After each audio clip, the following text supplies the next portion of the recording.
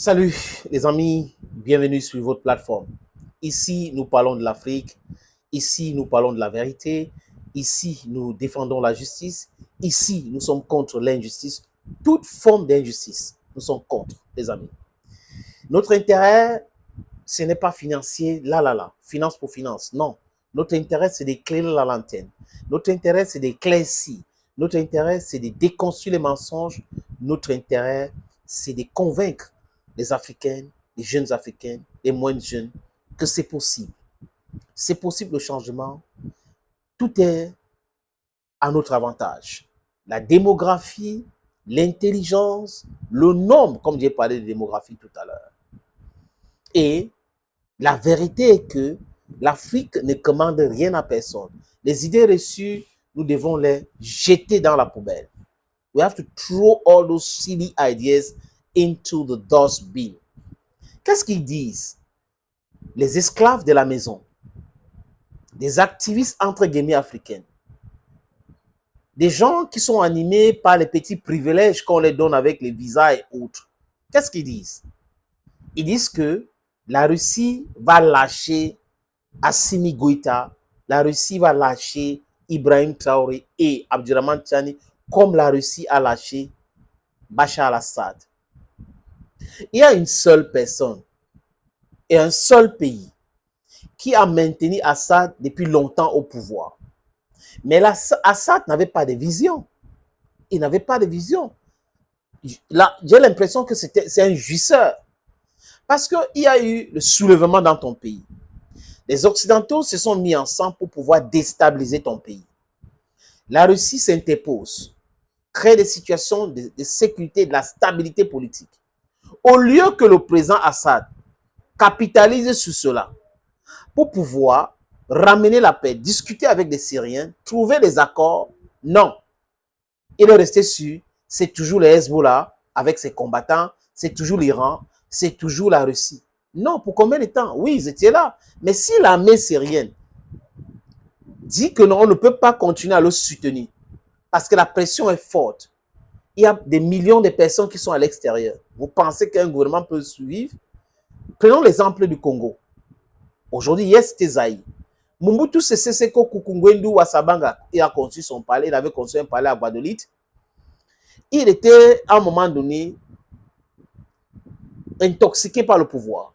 Il pensait qu'il était Dieu. Même dans le journal, on avait l'image incrustée de Mobutu Sese Seko. Il pensait qu'il était le Dieu. Et que vraiment, mais quand la réalité est arrivée, l'armée congolaise ou zaïroise l'a lâché. Il est où? Il est mort en exil. Donc, Joseph Désiré Mobutu Sese Seko Kukungwendu Wasabanga avait été lâché par l'armée et le peuple. Il y a l'autre, celui qui a tué son frère, Blaise Compaoré. Oui, je parle de Thomas Sankara. Il a été lâché par qui? Il avait été lâché par l'armée parce que le peuple n'était pas avec lui et l'armée a compris, l'armée n'était pas avec lui. C'est comme ça que Blaise Compaoré est en train de manger le pain rassis en Côte d'Ivoire avec les jus artificiels. C'est comme ça. Donc vous ne pouvez pas comparer l'AES et la Syrie. C'est mal comprendre et mal connaître cette actualité. J'ai dit encore, Assad, son père a fait 30 ans au pouvoir. Et son père voulait laisser son frère aîné à la tête de ce pays, mais son frère aîné est tombé malade, il est mort. C'est comme ça qu'on l'appelle de Londres, Dada, il est arrivé et il a été intronisé. Et après, on a fait des trucs, il est devenu président de la République parce que son père était aussi malade. Il était malade à cette époque. Donc, 24 ans au pouvoir. Il manque de clairvoyance.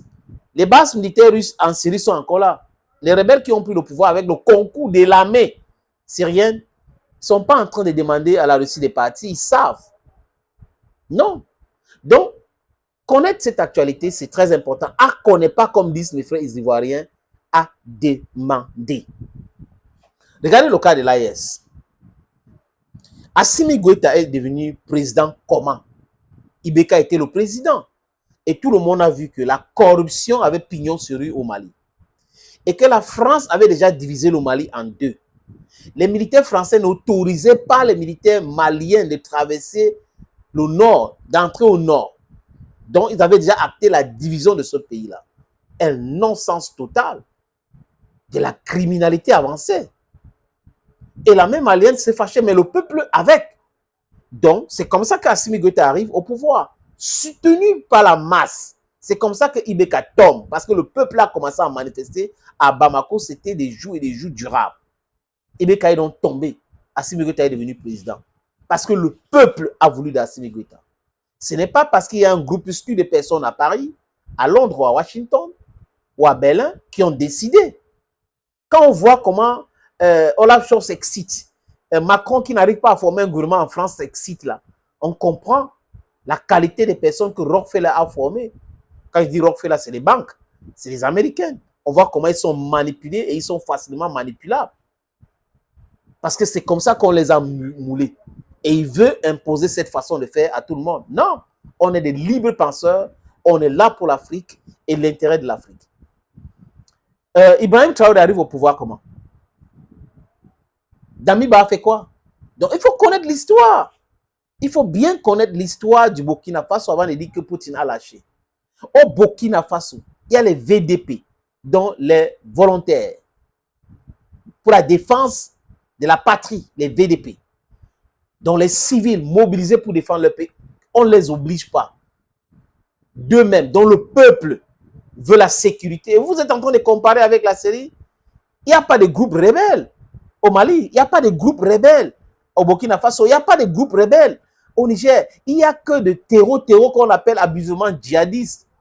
Ce sont ces gens financés par les bases militaires criminelles illégales qu'on a installées chez nous, qu'on est en train de les démanteler. Parce qu'on utilise ces bases militaires pour financer et envoyer des armes. Vous avez vu qu'au Niger, l'Union européenne a été chassée.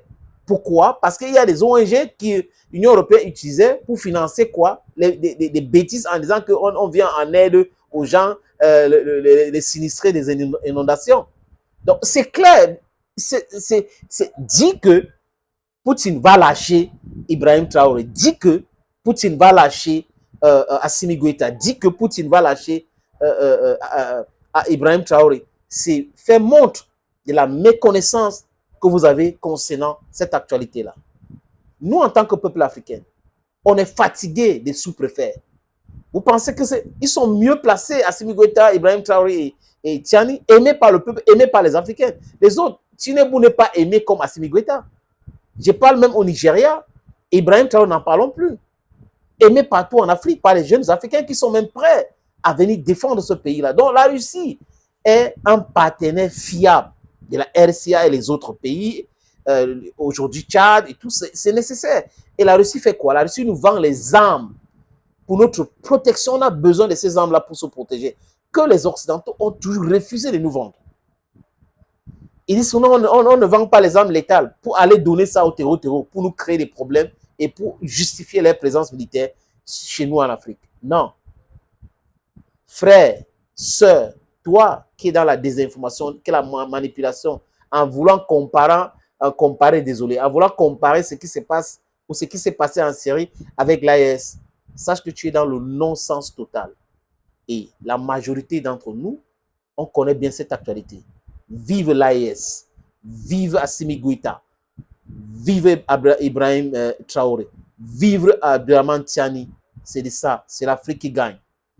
Et ne l'oubliez pas, je suis l'homme le plus noir de la terre. Bye bye.